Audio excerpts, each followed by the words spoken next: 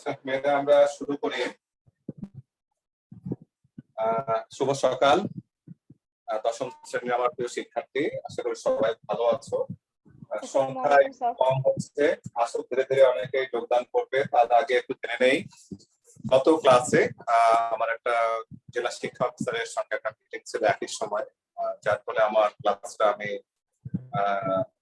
আমাদের ইলিয়াস স্যারকে দিয়েছিলাম। উনি তো আমাদের ক্লাস নিয়েছেন, আমি আশা করি উনি সুন্দরভাবে ক্লাস নিয়েছেন।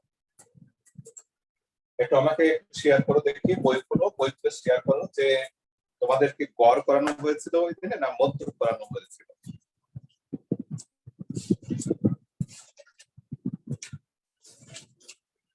কেউ একজন কথা বলো।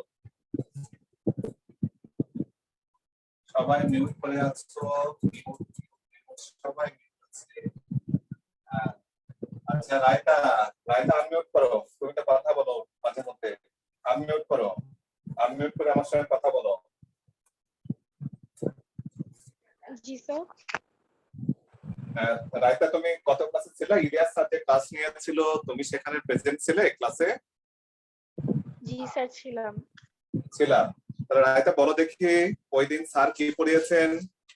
স্যার মধ্যক পড়িয়েছিলেন। একটু জোরে বলো। স্যার মধ্যক পড়িয়েছেন। মধ্যক পড়িয়েছেন।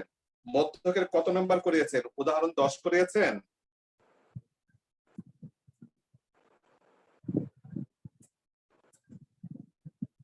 উদাহরণ 10 করিয়েছেন না উদাহরণ 11 করিয়েছেন স্যার?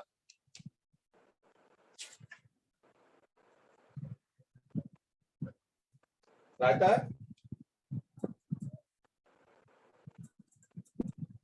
বলতে পারছো না তুমি? আচ্ছা কে ছিল ক্লাসে একটু ভালো করে বলো তো, অন্য কেউ একজন।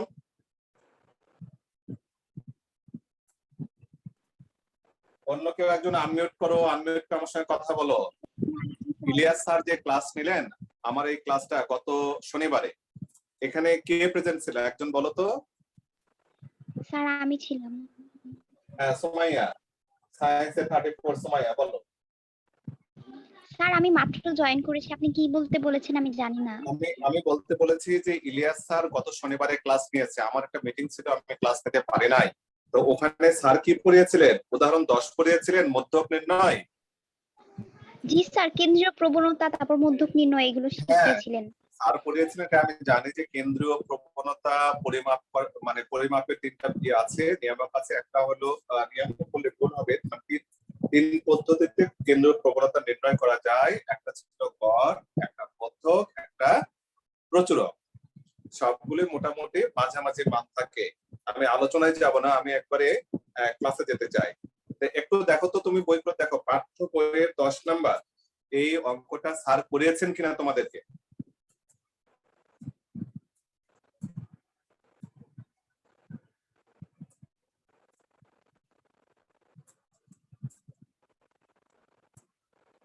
সুমাইয়া জি স্যার, দেখে বলছি। বুঝতে পারছি আসলে তোমাদের মনোযোগের বড় অভাব, আমি খেয়াল করছি এগুলো ভালো দেখছো না। দেখো আমি উদাহরণ 11 ইলিয়াস স্যারের সাথে একটু আলাপ করেছিলাম, তোমরা যে এত উদাসে বুঝতে পারছি না আসলে তোমরা এত ব্যস্ততা দেখাচ্ছ কেন। আমরা আসি উদাহরণ 11-তে। 11 বলা হয়েছে কি,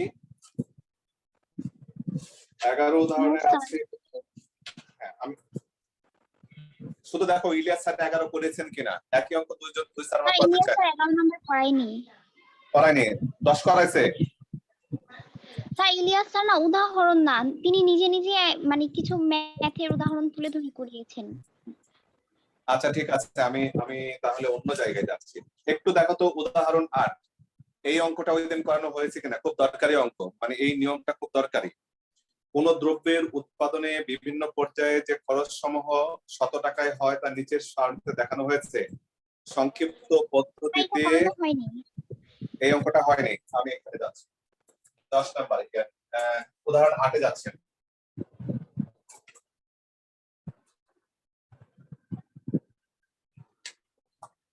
দশম শ্রেণীর মেয়েরা উদাহরণ 8 দেখবা তোমরা সবাই। কোনো দ্রব্যের উৎপাদনে বিভিন্ন পর্যায়ে যে খরচ সমূহ মানে শত টাকায় হয় তার নিচের সারণীতে দেখানো হয়েছে। সংক্ষিপ্ত পদ্ধতিতে গড় খরচ নির্ণয় করা। আমাদের ছকে বলা হয়েছে প্রশ্ন এটুকু যে উৎপাদন খরচ 2 থেকে 6 টাকা, 6 থেকে 10 টাকা, 10 থেকে, আর গণসংখ্যা দেওয়া আছে 1, 9, 21, 47 এভাবে 3 পর্যন্ত দেওয়া আছে।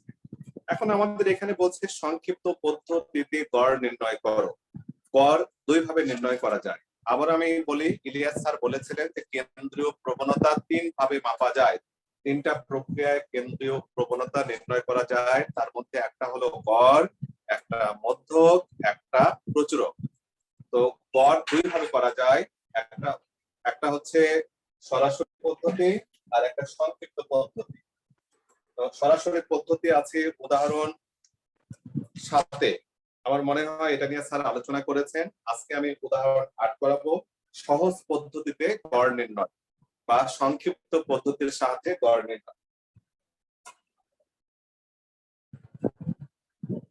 স্যার হয়তো বলেছিলেন যে এই অঙ্কটা গত ক্লাসে 9-এর ক্লাসে করাইছিলেন। স্যার বলছিলেন ইলিয়াস স্যার যে এটা তোমরা দেখে নিও এই উদাহরণ। ঠিক আছে, আমি 8-এ চলে যাচ্ছি। 8-এর আমি ছক, এই ছকটা তোমরা দেখো আমার আমার সঙ্গে সঙ্গে সবাই।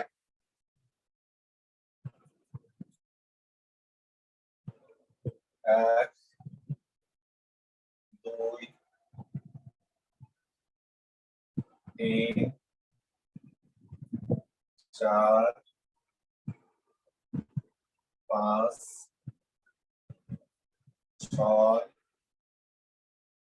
7, 8, সম্ভবত 9টা ঘর আছে। দিলাম অন্তত এইভাবে।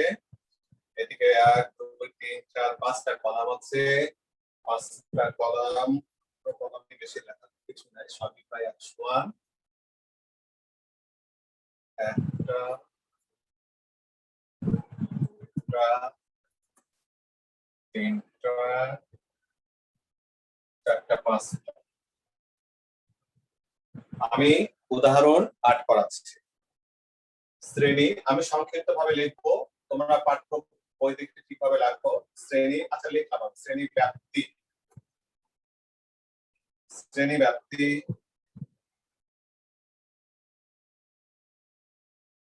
মধ্যমান, মধ্যমানকে xi লেখা হয়।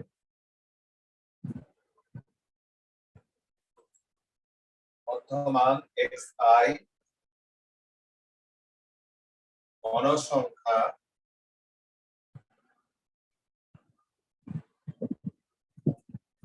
fi ধাপ বিচ্যুতি, ধাপ বিচ্যুতি। ধাপ বিচ্যুতিকে লেখা হয় ui। একটা ছোট সূত্র আছে, formula xi minus a divided by x।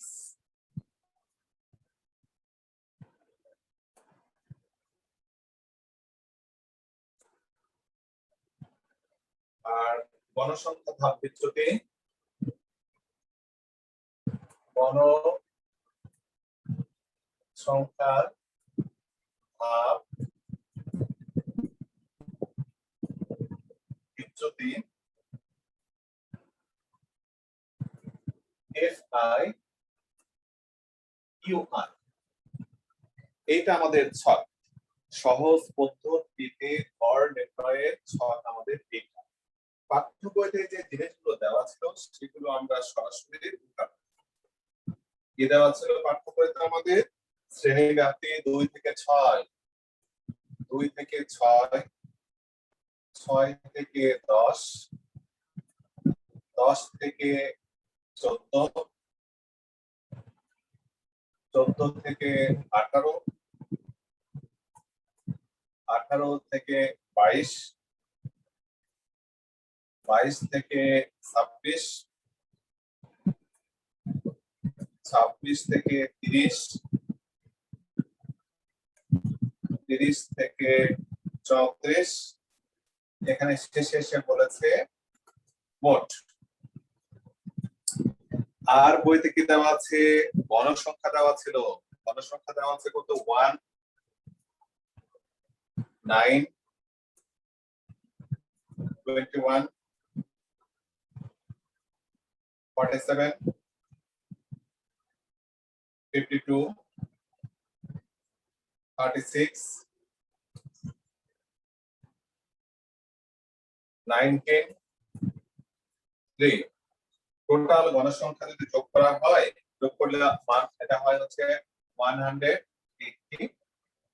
একবার মিলিয়ে নেই। 1 9 21 47 52 36 19 3। এই ছিল আমাদের অঙ্কের তথ্য দেওয়া ছিল। কি দেওয়া ছিল? শ্রেণী ব্যাপ্তি দেওয়া ছিল, আর দেওয়া ছিল, গণসংখ্যা দেওয়া ছিল।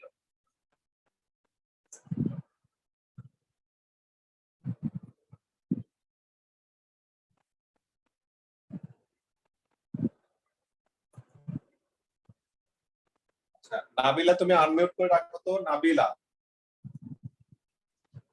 আনমিউট করো আর আমার সঙ্গে কথা বলবো। আচ্ছা, আনমিউট করো।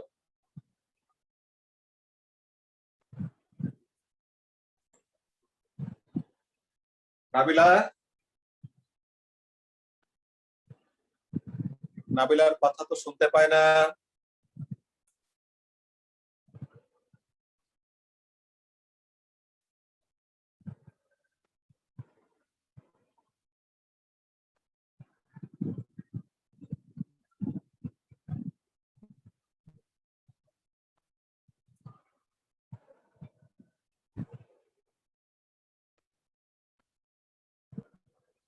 কেউ একজন কথা বলো।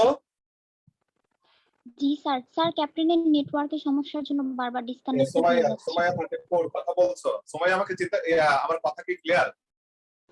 জি স্যার। ওকে, আচ্ছা, লক্ষ্য করো, এই তোমাদের যে প্রশ্ন দেওয়া ছিল, ছকে সাজালে শ্রেণী ব্যাপ্তি দেওয়া আছে আর গণসংখ্যা দেওয়া আছে, আর কিছু দেওয়া নাই। এখান থেকে সহজ পদ্ধতিতে গড় নির্ণয় করতে হবে। এখন আমরা লিখবো মধ্যমান। দেখো 2 থেকে 6 এর মধ্যে কি আছে? 2 3 4 5 6। এটা সবগুলো যোগ করে 5টা সংখ্যা আছে, 5 দিয়ে ভাগ দিলে যেটা বের হবে সেটা হয়তো বের হবে 4। অথবা আমরা এইভাবে বলি, প্রথমটা শেষেরটা যোগ করো। শ্রেণীর নিম্ন সীমা উচ্চ সীমা যোগ করলে হয় 8, 8 কে 2 দিয়ে ভাগ করলে 4, 4 হচ্ছে মধ্যমান। 6 আর 10 যোগ করলে হয় 16, মধ্যমান। 16 কে 2 দিয়ে ভাগ করলে 8। ঠিক একইভাবে মধ্যমান গুলো আসবে 12, একইভাবে আসবে 16, একইভাবে আসবে 20, একইভাবে আসবে 24, একইভাবে 28, 32। এই হচ্ছে মধ্যমান xi আমরা বের করলাম। এখন এইটা হচ্ছে ইম্পর্টেন্ট। সুমাইয়া তো কথা বলছো, সুমাইয়ার সঙ্গে আমি মনে করি সবাই আমার কথাগুলো তোমাদের কানে যাচ্ছে বা বুঝতে পারছো। সেটা হলো ধাপ বিচ্যুতি আছে ইউআই মানে কি? xi minus a divided by x। এই মানগুলো আমাদের জানতে হবে। এখানেই অঙ্ক কোথাও কঠিন না। একটা জায়গা আছে, না বুঝলে কিচ্ছু পারা যাবে না। কি বুঝতে হবে আমাদের? যে xi এর মান আমরা জানি, xi হচ্ছে 4 8 12 16। এগুলো হচ্ছে xi এর মান। প্রতিটা সারিতে আলাদা আলাদা মান আছে। a কোনটা? a তো আমরা জানি না। h কি জিনিস এটা আমরা জানি না। আমরা এই দুটো মান এখন দেখবো। আগে দেখবো a কোনটা। a বের করার উপায় হচ্ছে, a কে বলা হয় ইংলিশে অ্যাবসলিউট মিন। মিন মানে গড়, অ্যাবসলিউট মানে অনুমিত বা আনুমানিক গড়। আমরা অনুমান করি না একটা জিনিস, অনুমিত গড় বা আনুমানিক গড়। আনুমানিক গড় আমরা কোথায় পাবো? আনুমানিক গড়টা পাবো গণসংখ্যা সবচেয়ে যেটা বড়, গণসংখ্যা সবচেয়ে যেটা বড় এবং সেটা প্রায় মাঝামাঝি জায়গাতে থাকবে, মানে মাঝামাঝির কাছাকাছি, একেবারে নিচেও না একবারে উপরেও না। অনেক সময় নিচে থাকলেও হয়। গণসংখ্যা বড় সবচেয়ে আমরা দেখছি 52 গণসংখ্যা। এই যে 52 গণসংখ্যা সবচেয়ে বড়, ওই বরাবর মধ্যমান কত? ওই বরাবর যেটা মধ্যমান, সেই মধ্যমানটা হচ্ছে ওই বরাবর যেটা মধ্যমান, সেই মধ্যমানটাই হচ্ছে অনুমিত গড় বা আনুমানিক গড়। তাহলে এর মান হচ্ছে 20। এখন আমরা আসবো এইচ এর মান। এইচ এর মান কোথায় পাবো? এইচ এর মান হচ্ছে 2 থেকে 6। কয়টা ঘর আছে হাতে কোনো? 2 3 4 5 6। তাহলে কয়টা হয় সুমাইয়া? কয়টা হয়? 2 3 4 5 6। শ্রেণী ব্যাপ্তি 2 থেকে 6 পর্যন্ত আমি বলেছি। 2 থেকে 6 পর্যন্ত গণেছি, 5 হচ্ছে। কিন্তু একটা জিনিস খেয়াল করো, প্রথম থেকে যদি আমার ক্লাসে থেকে থাকো, শ্রেণী 2 ধরনের হয়, 2 থেকে 6, 6 থেকে 10। এই যে 6 আবার 6 শুরু হয়েছে, এটা হচ্ছে অবিচ্ছিন্ন শ্রেণী। এই অবিচ্ছিন্ন শ্রেণীর ক্ষেত্রে একটা বাদ দিয়ে দাও। 2 ধরবো না আমরা, হয় 2 ধরবো না, 2 এর পরে ধরবো আমরা 3 4 5 6। তাহলে শ্রেণী ব্যাপ্তি হবে 4। শ্রেণী ব্যাপ্তি এইচ এর মান কত হবে? 4। আমি একটু যদি এই ঘরে লেখাটা আমি যদি বোঝাই, এই ঘরটা যে ঘরে আমার মান বের হবে, আমি এটার যদি ইউ আই যদি বের করি, ইউ আই মানে হচ্ছে এক্স আই। এক্স আই আমার কত? এক্স আই আমার 20 মাইনাস মাইনাস এ। এ মানে কত? এ মানে ও 20। ভাগ কত হবে? এইচ এর মান কত বলেছি? 4। তোমাদের হিসাবে 5 হয়, কিন্তু আমি বললাম 4। একটু পাঠ্য বই সবাই খোলো, একটু পাঠ্য বইয়ের উদাহরণ 7 দেখো। উদাহরণের 7-এর ছকটা বের করো সবাই। উদাহরণের এই ছকটা, যে ছকটা আমি ধরেছি, এই ছকটা তোমরা একটু বের করো সবাই। কেমন? এই ছকটাতে লক্ষ্য করো যে শ্রেণী ব্যাপ্তি 25 থেকে 34, পরের বার কিন্তু বলা হয়েছে 35 থেকে 44। এই জায়গাতে এই যে 25 থেকে 34, 25 থেকে 34, এখানে ঘনত্ব শ্রেণী ব্যাপ্তি কত? 25 26 27 28 29 30 31 32 33 34। এখানে 10। 25 থেকে 34 শ্রেণী ব্যাপ্তি 10, অর্থাৎ 25 থেকে ধরবো 34 পর্যন্ত, কারণ পরের বার আছে 35 থেকে আছে। এটা হচ্ছে বিচ্ছিন্ন শ্রেণী। কিন্তু আমরা যে 8 নম্বর অঙ্কটা করাচ্ছি, এটা হচ্ছে অবিচ্ছিন্ন শ্রেণী। আমাদের আছে 2 থেকে 6, আবার কিন্তু 7 থেকে শুরু না হয়ে 6 থেকেই শুরু হয়েছে। এই জন্য আমরা একটা বাদ দিয়ে যাব। আসলে একটা হিসাবে ওই রকম নয়, প্রকৃত শ্রেণী বের করলে যেটা হতো সেই জন্য আমরা একটা বাদ দিয়ে 3 4 5 6, আমাদের এখানে এইচ এর মান 4। যাই হোক, তাহলে এইচ এর মান যদি 4 হয়, তাহলে কি হবে? উপরে 0 0/4, তার মানে 0। অর্থাৎ এই ঘরের মান হবে 0। সরি, 0 লেখা সুন্দর হয়নি। এইচ এর মান 0। এখন আমি যে ঘরের মানে বের করি না কেন, উপর থেকে যখনই আমি যাব, এই মানগুলো একটু হিসাব করতে হয় না, শুধু মাঝেরটা হিসাব করলেই হয়। মাঝেরটা হিসাব করার পরে এটা হবে -1, যেটা ছোটর দিকে যাচ্ছে আমরা অবশ্যই -2 -3 -4। এটা হিসাব করার কোনো দরকার নাই, আবার হিসাব করলেও একই হবে। অর্থাৎ এই ঘরে xi - a, xi হচ্ছে 4, a মানে -20, তাহলে -20 থেকে -4 বাদ দিলে -16 হয়। -16 কে 4 দ্বারা ভাগ করলে -4।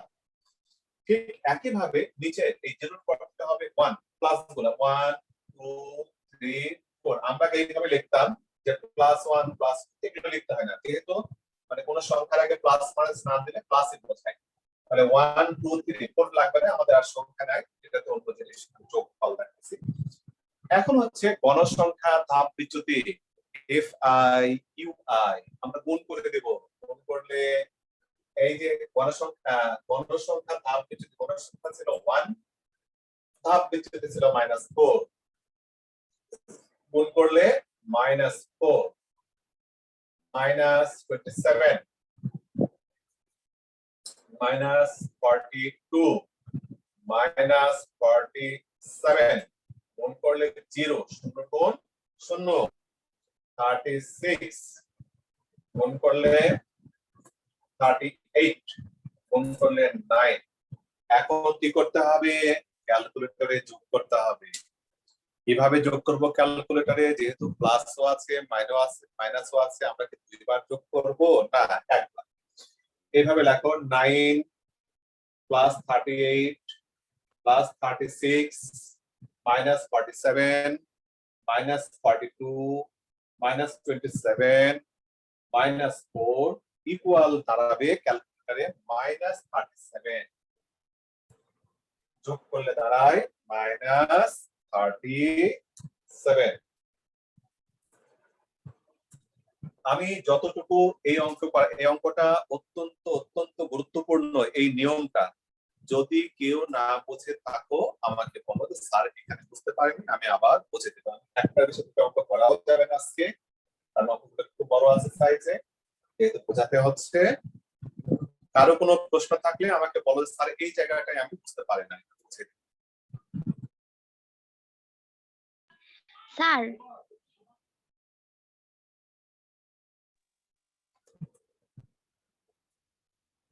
কারো কোনো প্রশ্ন থাকলে বলো আমাকে।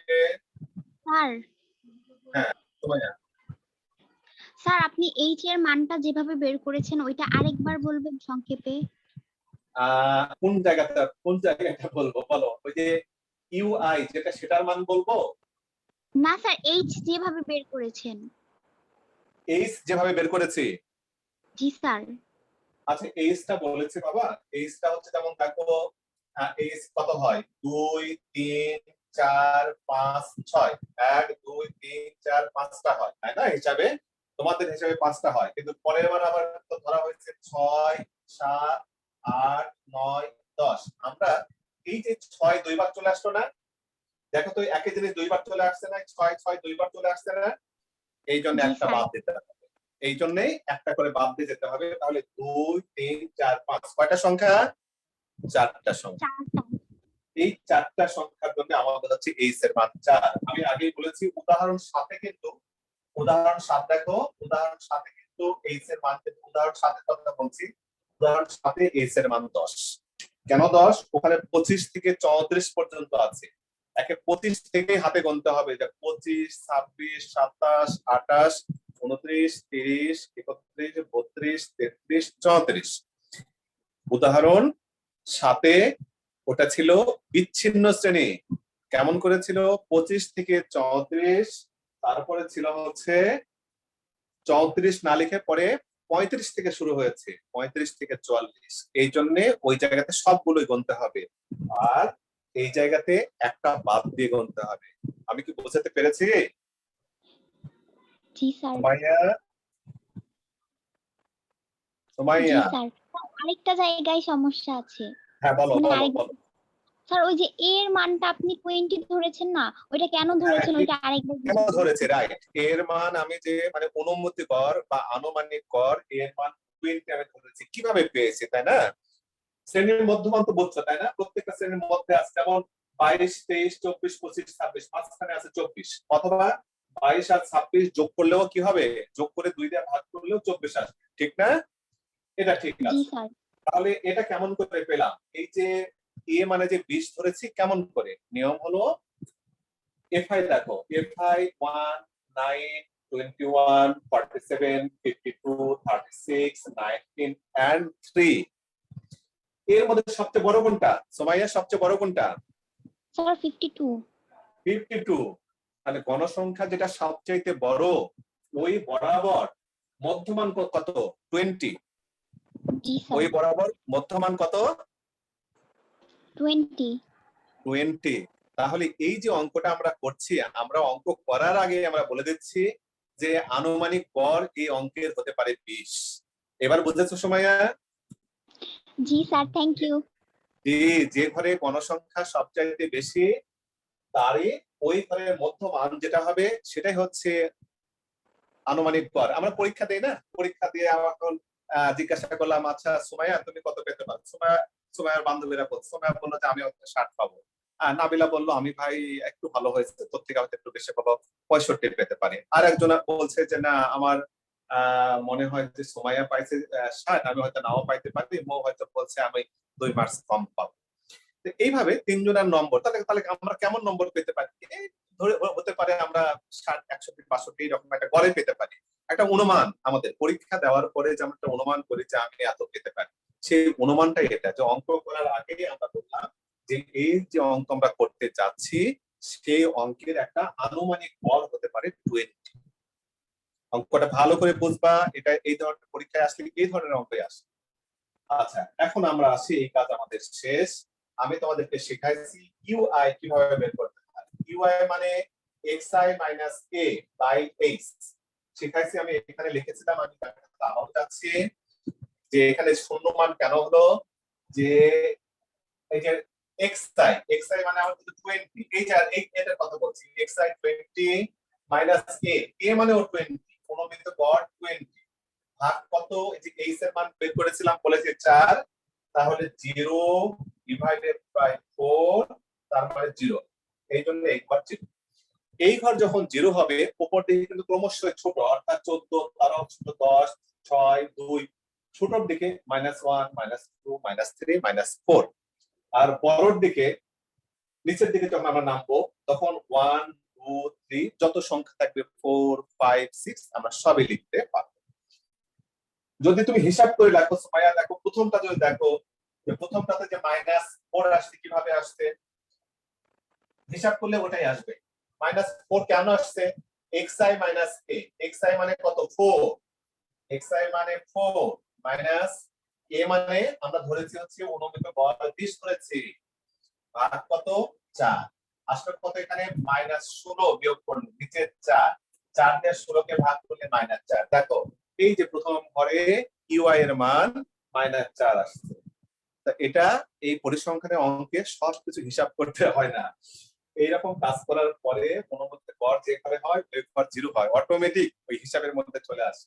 পরে উপর দিকে -1, -2, -3, -4, আর নিচের দিকে +1, +2, +3। আমরা প্লাস তো আমরা লিখি না, আমাদের 10 মিনিট সময় আছে, এর মধ্যে অঙ্কটা শেষ করতে হবে। আমাকে রিমাইন্ডার দিয়েছে যে 10 মিনিট। ওকে, এখন বাজে 32, আমরা 41-42 মিনিট পর্যন্ত যেতে পারবো। এখন আমরা সূত্রে চলে যাব, কোঅর্ডিনেট সূত্র। আমি একটু মুছে দিলাম, তোমাদের বইতে এটা আছে, হুবহু দেওয়া আছে, কিন্তু বোঝা যাচ্ছে না, তোমরা নিজেরা বোঝো না, সেই জন্য।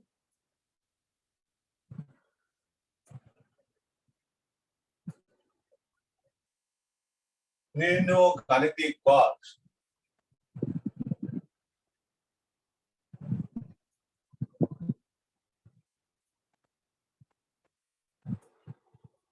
নির্ণয় গাণিতিক গড়, আমরা গড় যখন বের করছি, গাণিতিক গড় আমরা বলি নাই, আমরা নির্ণয় গড়ই বলবো। আচ্ছা, গাণিতিক গড় নয়, পদ্ধতি আলাদা আছে, নির্ণয় গড় আমরা। দেখো এক্স এর উপর একটা দাগ আছে, আমরা করতে পারি না, ওটা মানে কি ওটা আমরা জানি না, পরে জানাচ্ছি। ইকুয়াল a প্লাস, এই চিহ্নটার নাম হচ্ছে সামেশন। সামেশন, সামেশন শব্দের অর্থ যোগ, একেবারে ইংলিশ শব্দ না, এগুলো হচ্ছে অন্য কিছু একটা চিহ্ন আর কি।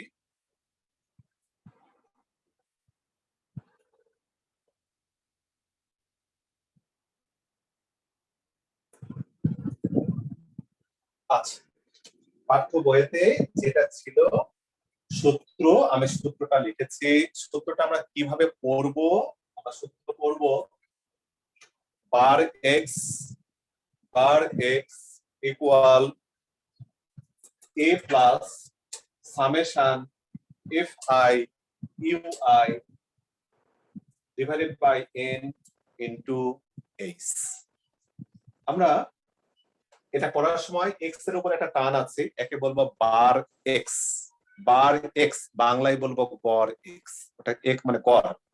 এই যে বার এক্স ইকুয়াল এ, এ কি এটা অ্যাবসোলিউট মিন, অনুমিত গড়, প্লাস সামেশন, তার সামেশন ধাপ বিচ্যুতির যোগফল। এন কি, এনটা হচ্ছে টোটাল নাম্বার অফ ফ্রিকোয়েন্সি, মানে যতগুলো ফ্রিকোয়েন্সি ছিল বা গণসংখ্যার যোগফল, বাংলায় বললে বলবো গণসংখ্যার যে যোগফল সেটা, ওটা ইনটু এইচ। এইচ কি ছিল, এইচ ছিল শ্রেণী ব্যাপ্তি। এর মান বের হয়েছে 20, আমরা আগে 20 বের করেছি, আনুমানিক আমরা গড় ধরে নিয়েছিলাম 20।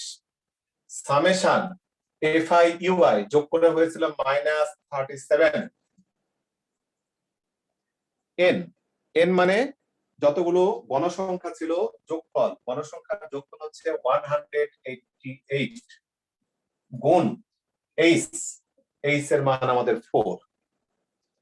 এখানে বসালে আমরা সেই গড় পেয়ে যাব 20 পাবো, প্লাস আমরা পাবো না -37 আর 4 আগে গুণ করব, অথবা আগে আমরা ভাগও করতে পারি ক্যালকুলেটরে, যে -37 আর 188 সমান যা হলো তাকে 4 দ্বারা গুণ করো, অথবা আগেই 4 গুণ করো, করে থেকে আসে মান ওখানে আসে হচ্ছে আমি এখান থেকে দেখে বলছি কি মানটা আসে, 0.79, 0.78 বোধহয় 78 এরকম একটা মান আসে। তো একবারে ওটা ওই পূর্ণ সংখ্যা নয়, মানে এটা যোগ করে লেখা হয়েছে, দশমিকের পরে এক ঘর বাদ দিলে 79 চলে আসছে আর কি। এটা যখন যোগ করা, এটা যোগ যখন করা হবে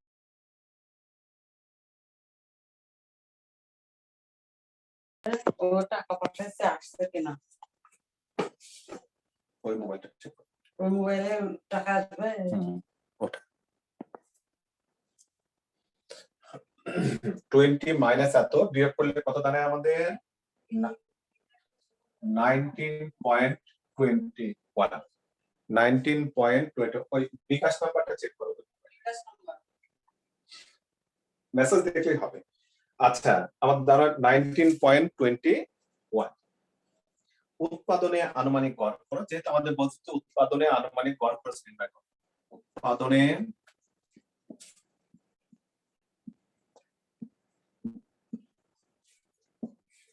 আনুমানিক গড় খরচ পূর্ণ সংখ্যায় যদি বলা হয়, 100 টাকা দেওয়া আছে, 1900 টাকা।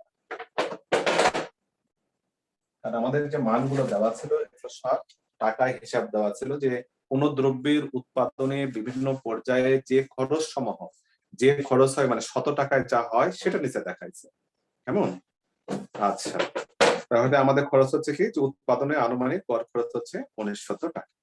এখন এই অঙ্ক, যেটা আমি আবারও নিচের অংশ করালাম, কারণ যেহেতু আমাদের আর যাবার সময় হবে না, আমাদের সময় চলে আসছে, একেবারে ফুরিয়ে আসছে, 37 বাদে 41 পর্যন্ত আমরা 4 মিনিট সময় পাবো।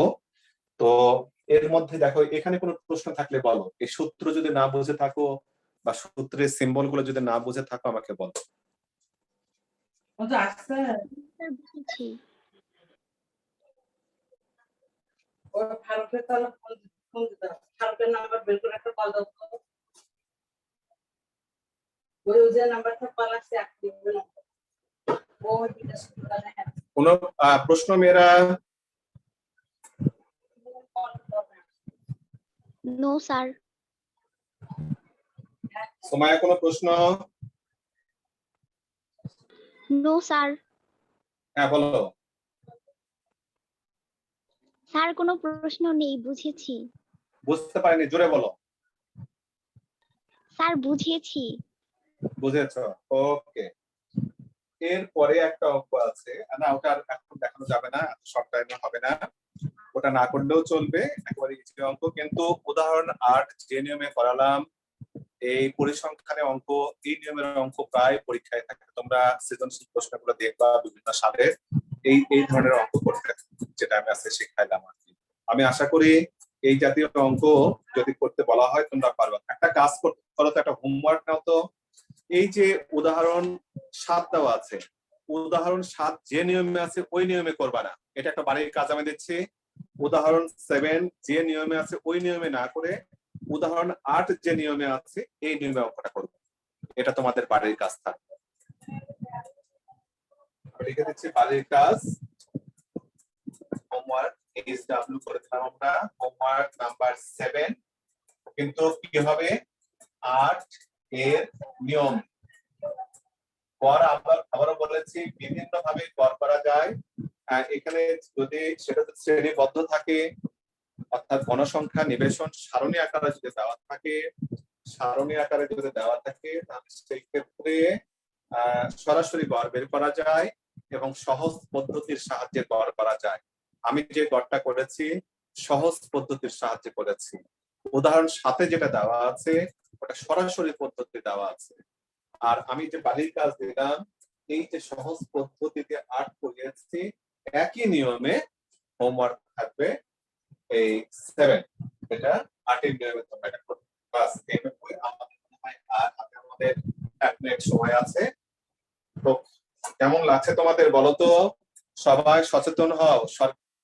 এসএসসি যারা দিচ্ছে, যারা এসএসসি পরীক্ষা দিচ্ছে, তাদের কিন্তু যদি পরীক্ষা না হয়, এই যে তাদেরকে অ্যাসাইনমেন্ট গুলো দিয়েছে, এই অ্যাসাইনমেন্টের ভিত্তিতেই তাদের রেজাল্ট হবে।